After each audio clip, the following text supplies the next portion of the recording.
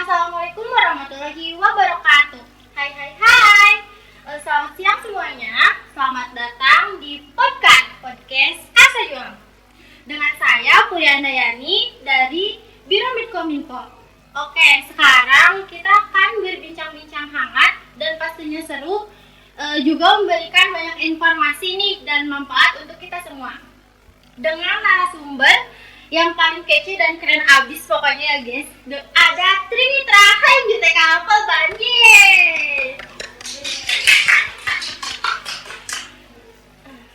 Oke, boleh nih Kang sebelumnya memperkenalkan dirinya dulu masing-masing.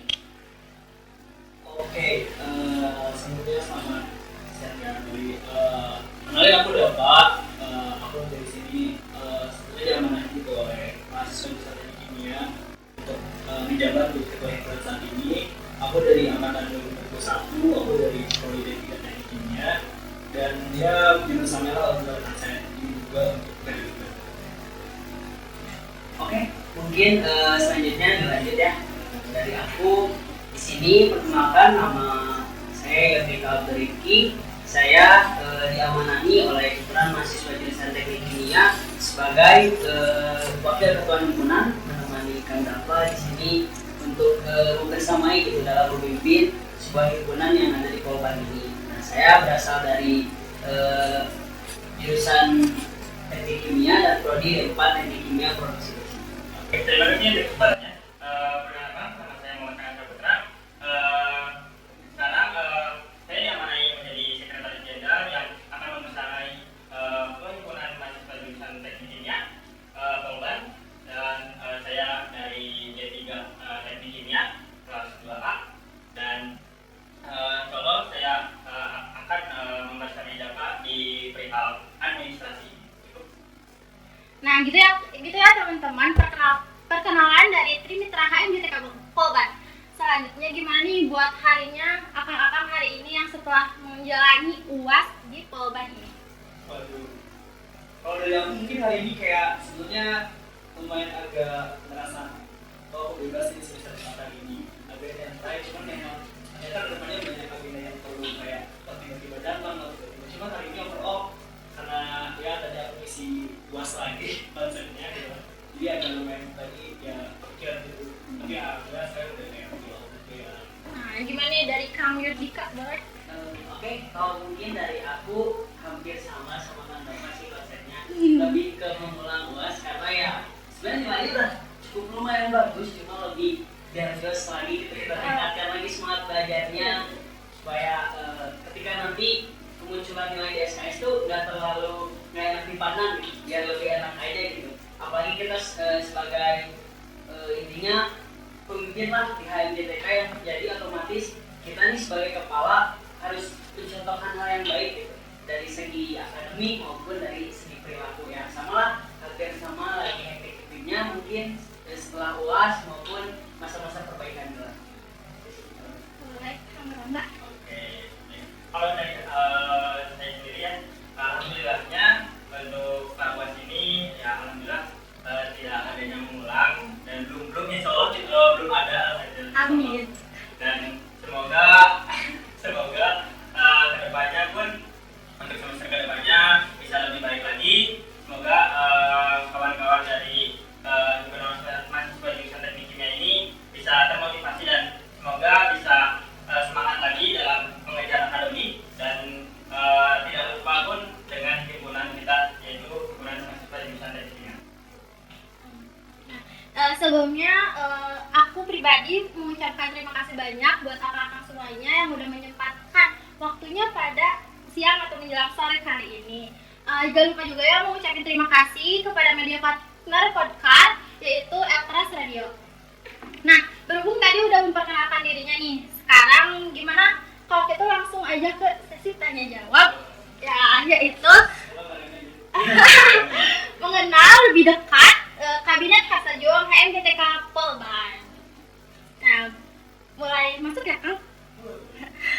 Pertama-tama nih Kang, mau boleh tahu nggak sih Kang, kalau Kabinet Asa Juang itu siapa yang buat namanya kayak gitu, dan apakah punya filosofinya tersendiri atau gimana nih? Filosofinya tersendiri. Oke, ini sebenarnya cerita lucu sih. Sebenarnya dari situ aku sebagai calon tuh santri sendiri, dan di situ aku bingung, maksudnya aku udah menargetkan ilmu dan pengetahuan itu. Dan di situ kayak gimana nih caranya untuk kayak aku bisa membentuk itu, awalnya dari situ. Kayak aku mulai kayak juga curhat sana sini lah, karena kayak gitu saya ngobrol kayak orang mau jadi kahim nih, perlu banget kayak gimana nih. Terus satu waktu aku ajak lah gitu, ada saya ke sini ke kosan, kita ngobrol gitu. Dari situ Detik datang, kita ngobrol, udahlah ada konektivitas lah di sana, kita udah punya satu pandangan yang sama untuk depannya kayak gimana. Dan dari situ itu belum mulai tuh, cuman kita mulai berjalan ke waktu. Dan itu kita kayak mikir, waduh kabinet nih mau kayak gimana gitu kan konsepnya gitu. Karena sebetulnya kalau kawan-kawan lihat di kabinet sebelumnya itu banyak yang memang secara apa ya, secara nilai atau secara ya kata bahasanya itu erat kaitannya dengan hal-hal yang kimia banget. Nah di situ kayak itu jadi kayak bukan beban sih, kayak waduh agak kepikiran juga gimana gitu kan. Sedangkan kayak kata-kata kimia itu udah mulai kayak banyak yang kepake juga, dan kayak ini harus pakai apa lagi nih, pas aja kita pakai apa radioaktivitas kan ada gitu. Makanya dari situ kita diskusi, kita jadi referensi juga ke sini, karena memang dari aku sama Yudi saat itu kita ngobrol ya sambil santai sambil bercanda, kita nyari apa yang dapat. Di situ kita nge-breakdown dulu tuh saat itu poin dimana kayak apa sih yang maksudnya harus kita capai di kabinet sekarang. Nah, terus sampai Yudi sepakat buat kayak kita tuh butuh sesuatu yang berubah, dan kayak dia tuh bertahan, dan memang sudah saatnya itu dibutuhkan, ketimbang kita ulang-ulang hal yang menurut kita belum tentu dibutuhkan. Nah dari situ kayak perlu adanya sebuah perubahan yang banyak, kualitas yang bagus, dan entitas yang ya lumayan masuk gitu kan saat ini sama kebutuhan kita. Maka dari situ kita kayak mikir kayaknya kita perlu sebuah kehendak dari kita dulu. Nah dari situ kita mulai kayak nyari-nyari referensi dari orang-orang lain gitu, dari orang-orang sampai kayak pada akhirnya si kata-kata ini kebentuk. Kita nyari kata-kata yang ya udahlah, kita coba hal yang terlepas dari sebelumnya gitu kan. Kita coba kata-kata itu, dan saat itu kayak enak juga nih. Kita coba slogan karsa enak juga nih. Kedepannya ini yang masih bingung, karsa karya kurang, karsa apa ya banyak lagi. Sampai pada akhirnya kita terbuka aja doang, kita belajar lagi. Kebanyakan sebenarnya Yudi yang membantu aku buat mempelajari karsa si dua ini sama karsa kayak gitu. Ya. Dalam juga ya Kak, artinya sama keren banget pokoknya, meskipun mendadak tapi jadinya keren gitu. Iya, syukur alhamdulillah kalau. Ya. Nah, mau nanya lagi nih Kak, kalau dari logonya tersendiri, nah itu tuh dari logo sama bentuk warnanya tuh ada sambungannya ke himpunan atau gimana? Oke, mungkin aku bantu jawab juga. Nah, karena dari si karsa informal ini yang merepresentasikan itu mau punya kehendak dan yang untuk berjuang khususnya untuk mahasiswa di teknik kimia. Dan dari situ aku udah nyambung tuh, aku udah punya gambaran dari visi aku kayak gimana nanti untuk MPTK sendiri. Dan dari situ aku mau mengatakan bahwa ya aku pengen membentuk sebuah organisasi yang dia bisa tangguh, dia bisa berjuang, dan dia resilient gitu. Makanya dari situ aku dibantu oleh kawanku juga sekelas, kemudian aku sampaikan filosofi dari karsa juang yang sekarang itu. Jadi kayak ada kenapa aku ngambil alam di situ, aku ngambil 4 helai sayap, kemudian negara dan setengah negara. Itu sebetulnya filosofis yang menggambarkan gimana karsa juang itu akan terwujud itu kayak waktu sebetulnya kan memang secara kita tahu bahwa orang itu salah satu burung kuat, burung yang punya semangat burung di atas langit itu lumayan dengan semua kemampuan yang dimiliki. Dari situ aku menganggap bahwa ya itu adalah simbol dari kekuatan paling besar yang bisa kita wujudkan itu kayak gitu.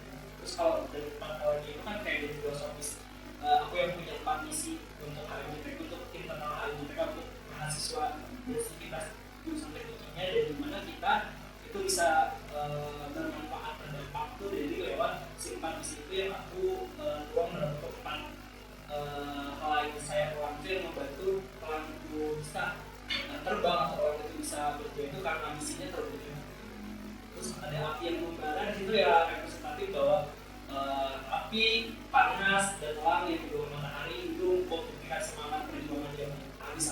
banget dan kayak benar-benar betul-betul bahwa mindset kita harus benar-benar berjuang sesuai dengan kehendak dan kemauan kita gitu. Dan kalau misalkan dari setengah bulan itu bahwa ya kita nggak akan terbatas, kita akan selalu mencoba untuk mengangkat diri satu meskipun setengah di sini kayak ya kita membentuk sebuah kesatuan dan nggak selalu Keren banget sih, buat dari logo sama bentuknya itu keren banget konsepnya. Nah tadi kan udah ngebahas tentang nama, logo, warna. Sekarang aku mau tanya nih ya sama akang-akang semuanya. Mengenai kepemimpinan nih, akang tuh belajar menjadi seorang pemimpin tuh dari siapa gitu? aku belajar mungkin dijawab dari dulu takut bosan nanti ya. Boleh, Kang Yudika dulu boleh. Boleh, mungkin di sini aku sedikit menyampaikan saja sih seputar hal-hal yang cukup memang berkesan gitu buat aku belajar dari sifat kepemimpinan, baik itu dari seseorang maupun dari diri aku sendiri. Mungkin dari dulu gitu, sebenarnya dari SMA ya, terlepas dari SMA lah, aku tuh sering tertarik sama yang memang namanya hampir waktu itu sempat ada yang bilang tuh kayak kurang penyeragaman antara kulit hitam dan kulit putih. Seperti itulah hal-hal banyak yang memang sampai dijadikan slogan gitu. Mungkin itu gak aneh lah hal seperti itu. Nah cukup setelah aku melihat memang ada sosok yang memang menggambarkan sifat kepemimpinan itu cukup menarik gitu menurut aku. Ada seorang yang memang hampir disebut juga sebagai politisi yang sukses gitu, berasal dari Afrika, yaitu Nelson Mandela, yang mana dia itu memiliki sifat kepemimpinan yang memang ditunjukkan sekali atas dasar maksudnya lebih ke rakyat-rakyatnya yang membutuhkan dia, dan dia pun mau mengampuni rakyat-rakyatnya gitu. Jadi dulu tuh sempat ada masalah tentang apartheid gitu, jadi si warganya tuh istilahnya krisis lah, krisis dari segi apapun, dari segi material maupun dari yang jelas uang maupun apapun lah, yang pasti di Afrika tuh memang sering terjadi. Tapi ketika kepemimpinan dia mampu menaungi semuanya gitu. Dari sisi kekurangan tersebut, entah mengembangkan hal-hal yang perlu dikembangkan di Afrika gitu, bahkan ya orang-orang pun hampir setuju gitu ketika kepemimpinan dia berjalan, sampai ada yang bilang kayak udah nggak usah diganti gitu, selama periode dia masih hidup kepemimpinan dia jangan sampai diganti gitu. Tapi kan yang namanya politik ya pasti selalu ada aja gitu. Nah sebenarnya dari situ aku pun melihat sifat-sifat kepemimpinan yang memang perlu dicontoh tuh banyak gitu. Tadi dimulai dari ketika kita ingin memimpin suatu golongan atau suatu istilahnya keluarga lah, misalnya disebut kayak gitu, ya kita harus tahu gitu, kita harus menghargai ketika kita jadi warga juga, ya istilahnya harus saling menghargai. Kemudian kita nggak bisa yang namanya harus jabatan gitu. Ketika kita menjadi seorang pemimpin, ya otomatis kita harus berendah juga gitu, seperti apa yang kita pimpin. Contohnya banyak lah ketika kita diaplikasinya di lingkungan gitu. Ketika kita menjabat sebagai petinggi ataupun orang yang cukup punya jabatan di lingkungan, otomatis yang menjalankan segalanya itu adalah orang-orang yang berada di lingkungan itu, gak cuma kita aja. Makanya di sini cukup saling membantu gitu. Gitu sih kalau dari aku. Keren banget ya, buat dari Kang Yudika gitu. Selanjutnya nih boleh mau ke Kang Dapa dulu atau ke Kak Raka? Oke, ke Kenapa dulu boleh nih. Ya izin jawab ya untuk dari Kang ya. Mungkin yang apa ya kepemimpinan ini. Nah saya akan sendiri ya dari sini akan sendiri yang mengusulkan rasa kepemimpinan ini gitu.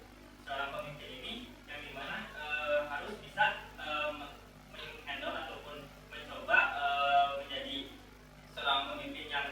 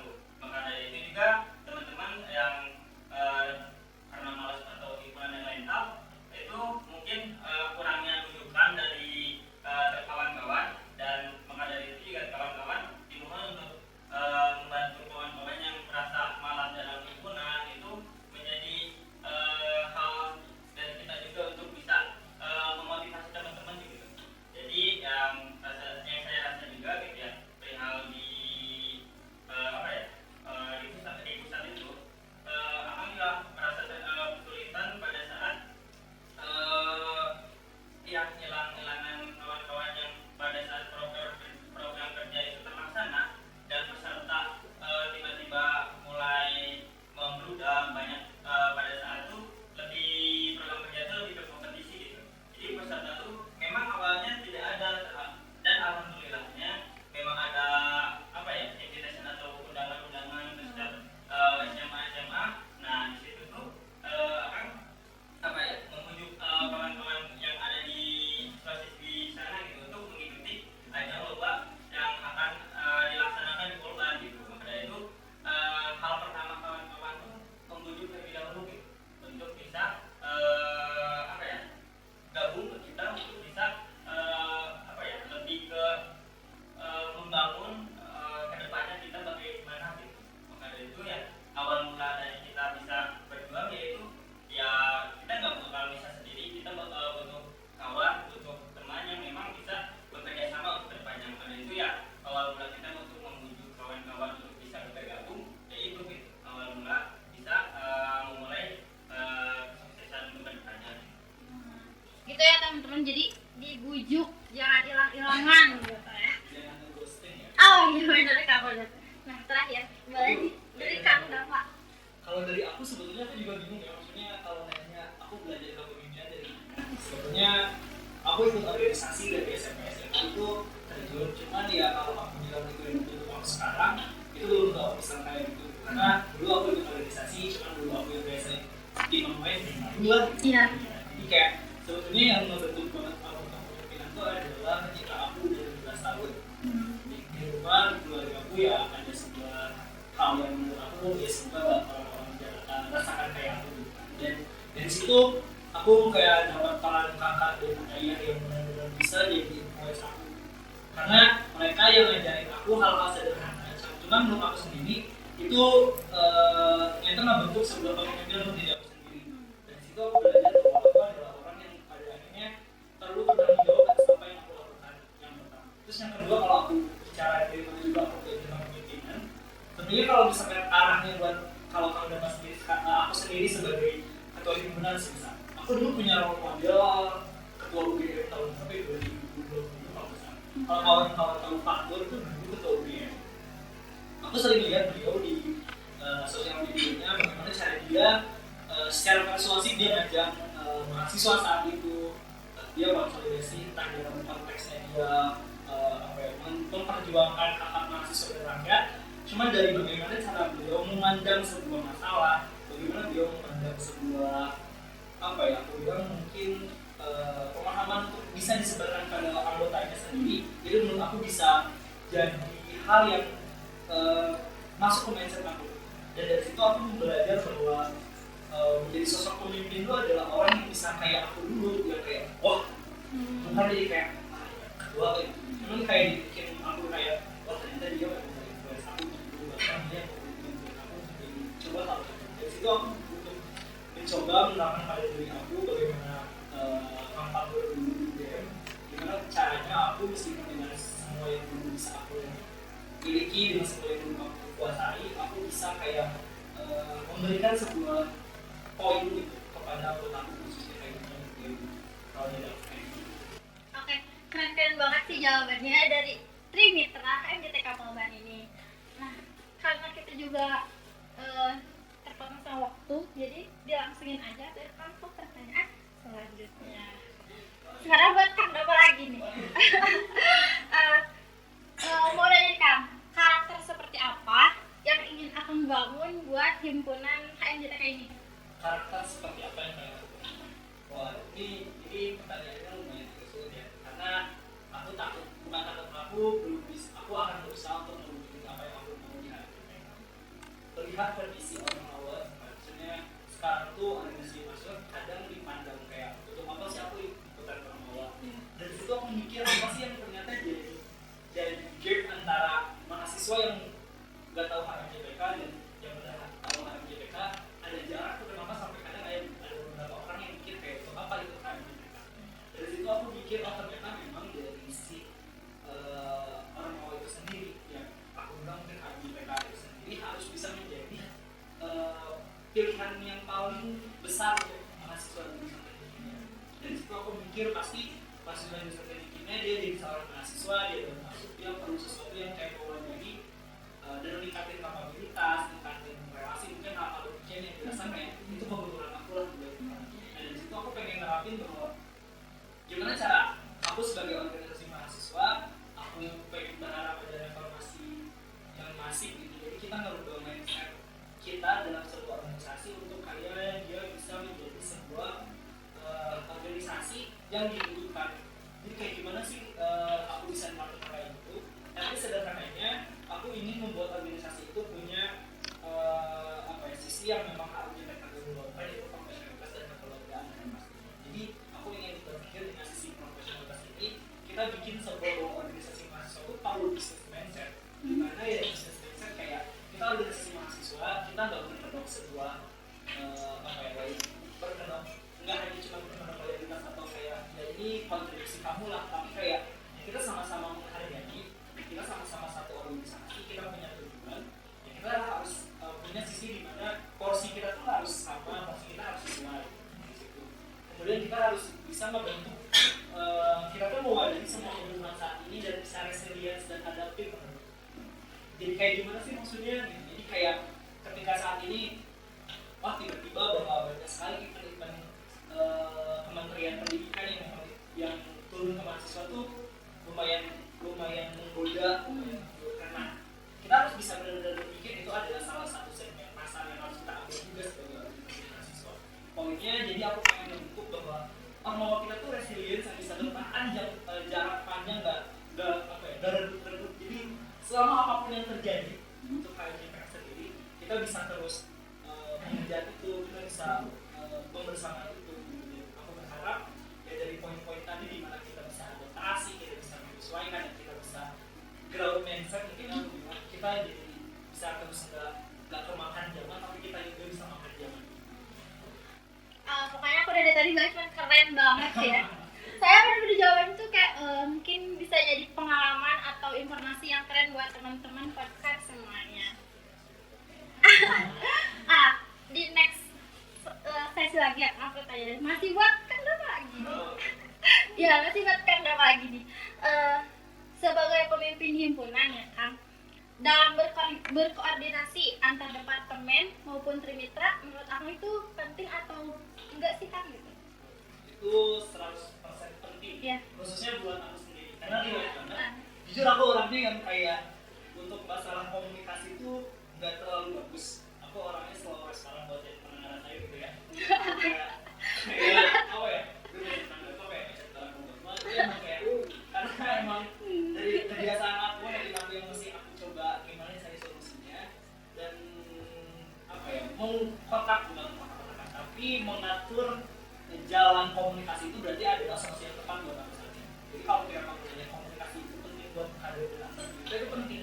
Kayak semisal aku nggak bisa nge-reach out banyak sekretaris departemen maupun sekretaris aku.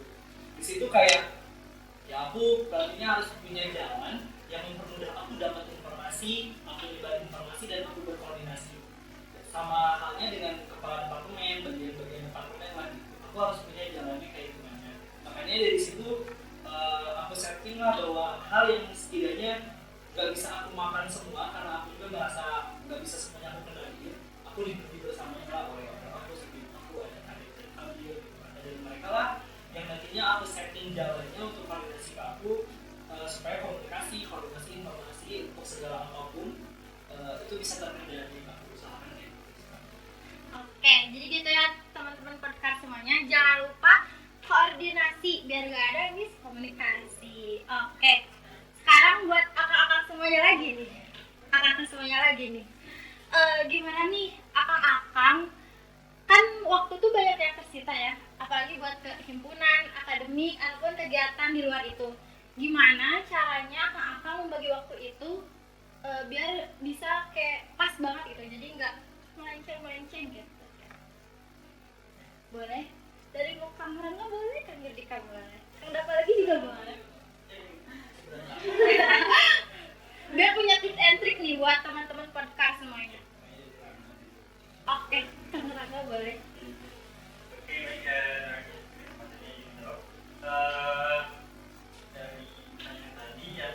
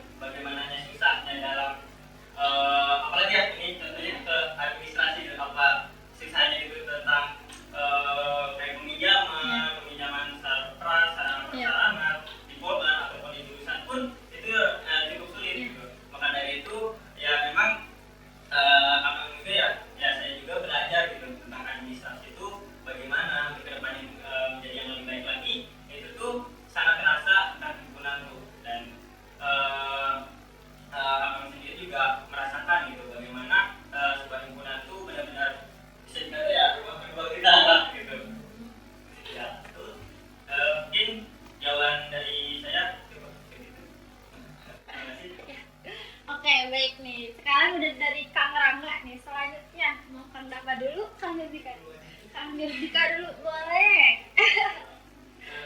Oke, mungkin lanjut ke aku ya. Sebenarnya hal-hal yang mungkin ditanyakan antara pembagian waktu gitu atau skala prioritas yang kita jalankan selama kita berhimpun maupun berkuliah di Polban. Dulu sebelum aku jadi wakil, mungkin sebelum dapat dan Rangga juga menjabat, sempat pernah ada yang namanya leadership camp project, yang mana di situ kita belajar mengenai tentang kepemimpinan. Nah di situ juga sempat disentil yang namanya pembagian waktu atau skala prioritas. Nah sempat gitu, aku pernah menggarisbawahi kalau misalnya ya kita di Tekim gak bukan belajarnya tentang analisis, tentang diagram maupun hal-hal yang memang menemukan titik terang untuk nilai terbaiknya gitu.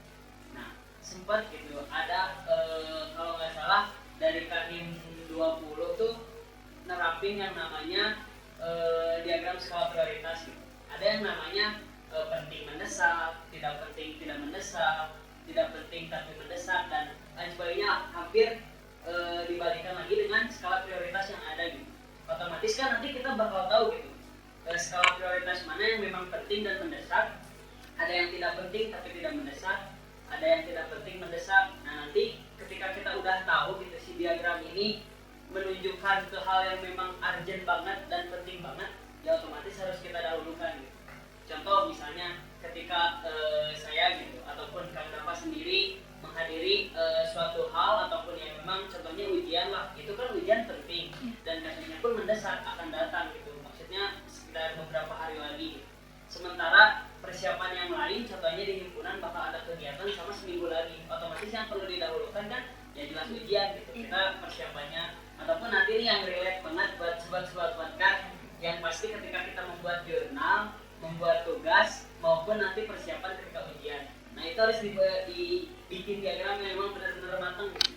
Jadi jurnal kita nggak ketinggalan, belajar kita juga tetap fokus, kegiatan di himpunan juga tetap jalan.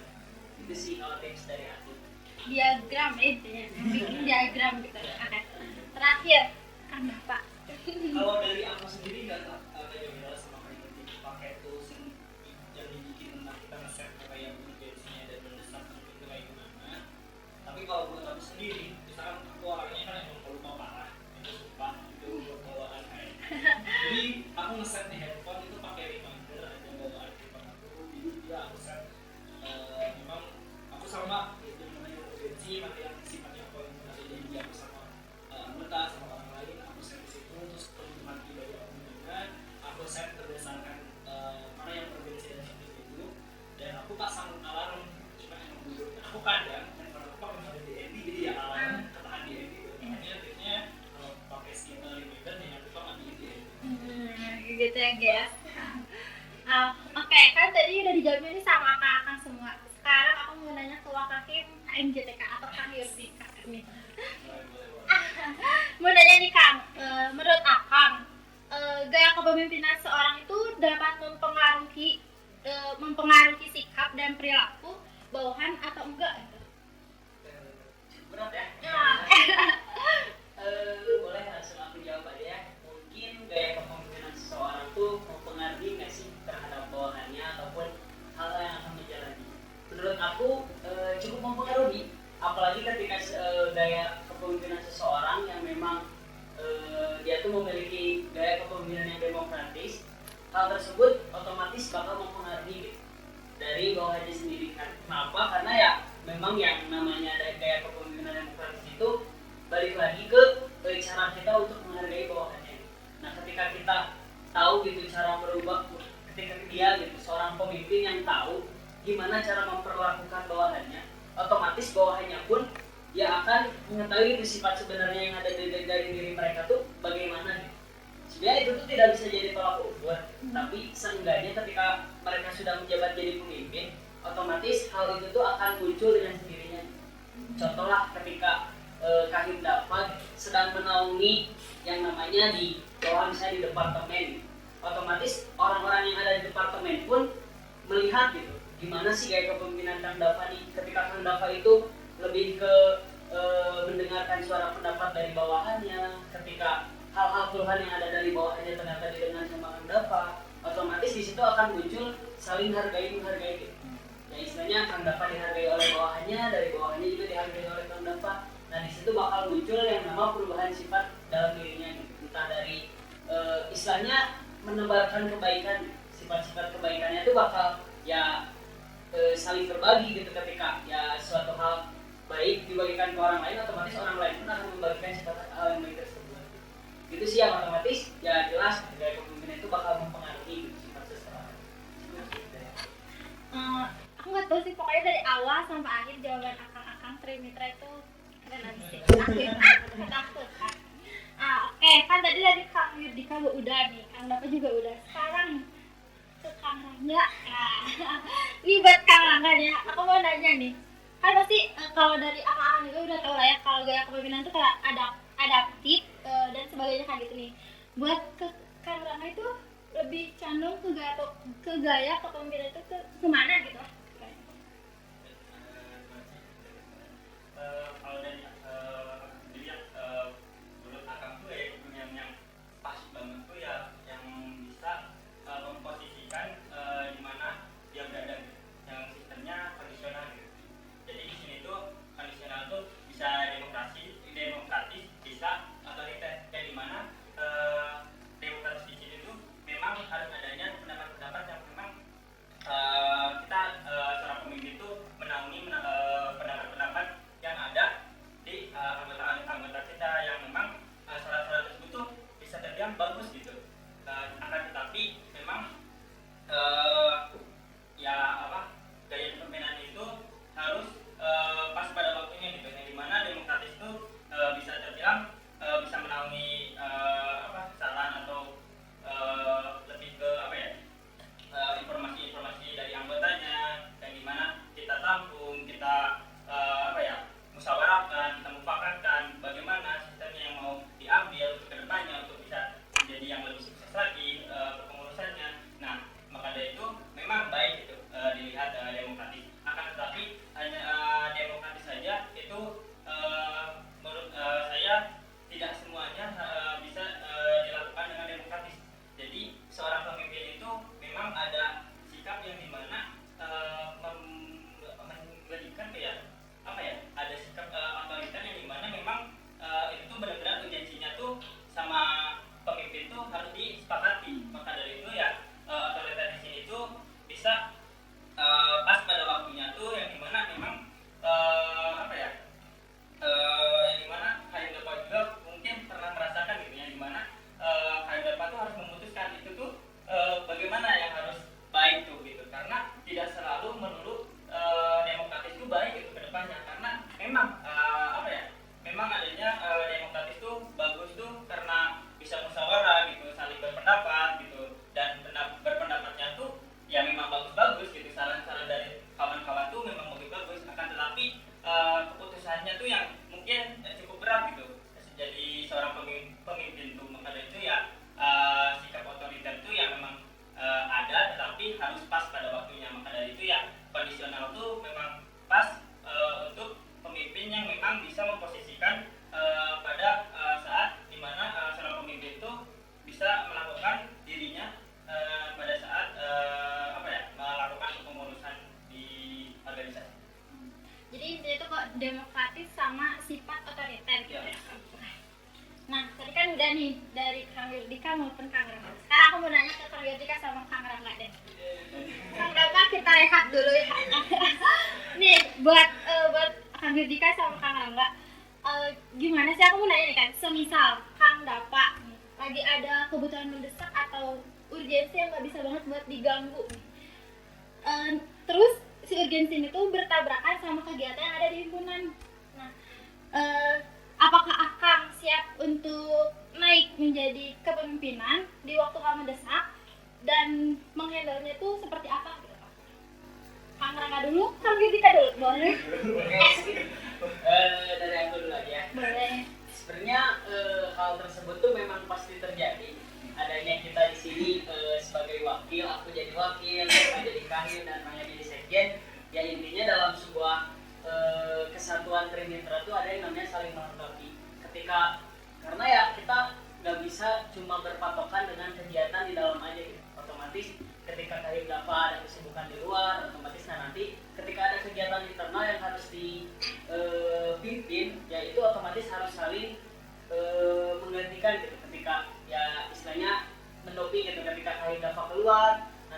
bagian aku gitu sebagai wakil yang memang bisa menggantikan Kak Dafa untuk memimpin suatu kegiatan yang ada di himpunan. Dan nanti pun gitu, contohnya kemarin aja deh, kalau misalnya diambil dari ketika rapat fungsio gitu, dari semua rapat departemen, ketika Kak Dafa ada kegiatan di Kemang gitu, ataupun kegiatan di luar Polban yang memang mewakili HMJ dengan Polban di luar. Nah, ketika rapat fungsio yang memimpin rapat otomatis dari aku gitu, dari wakil ketua sendiri yang memang menggantikan Kak Dafa. Nah, di situ pun sama untuk kegiatannya ya, karena kan kami dari Trimitra pun mengikuti rapat fungsio setiap ya ketika jadwalnya rapat ya, otomatis tahu gitu gimana cara pelaksanaannya rapat ketika tiap departemen mengirimkan progresannya ataupun kedepannya gimana. Dan sebenarnya cukup banyak sih nanti ke depan ketika Kak Dafa akan menjalani kuliah kerja praktek gitu, contohnya KP ya nanti selama 3 bulan. Nah itu pun sama gitu, aku yang bakal memimpin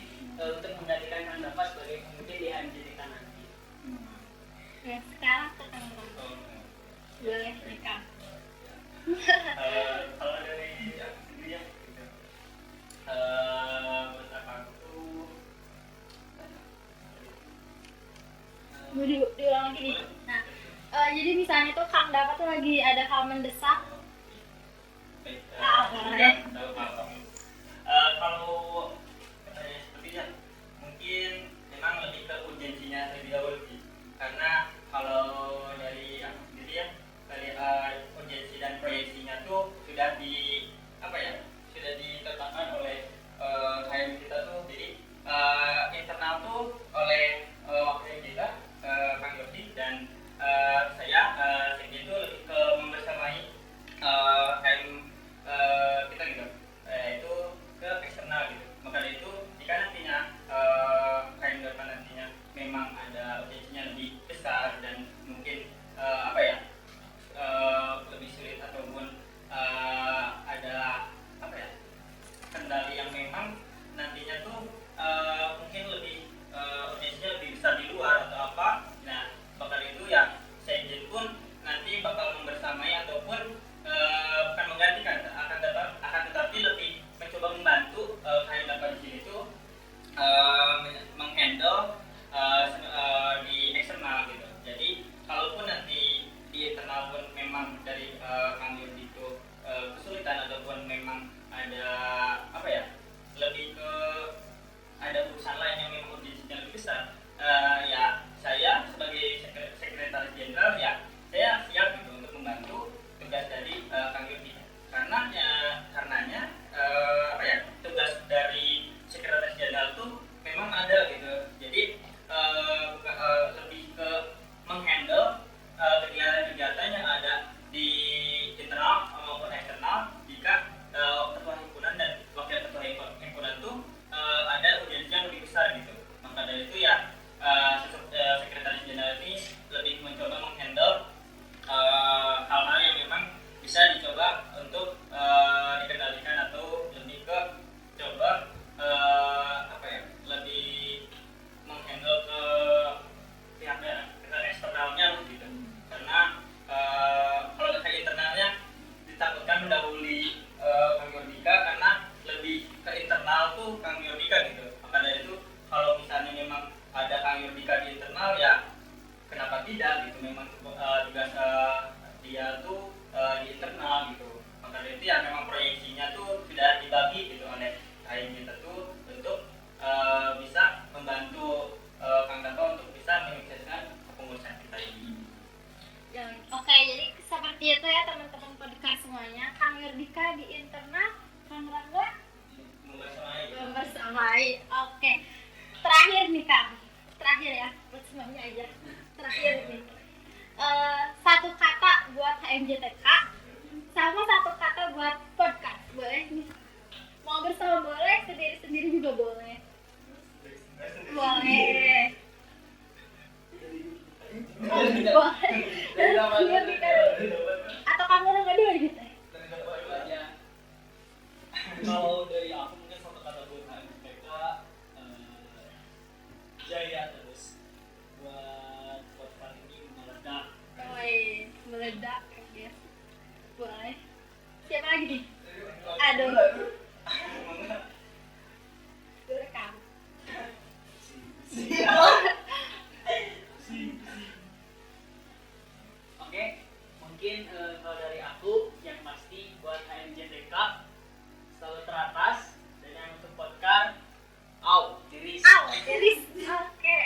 Riris nih.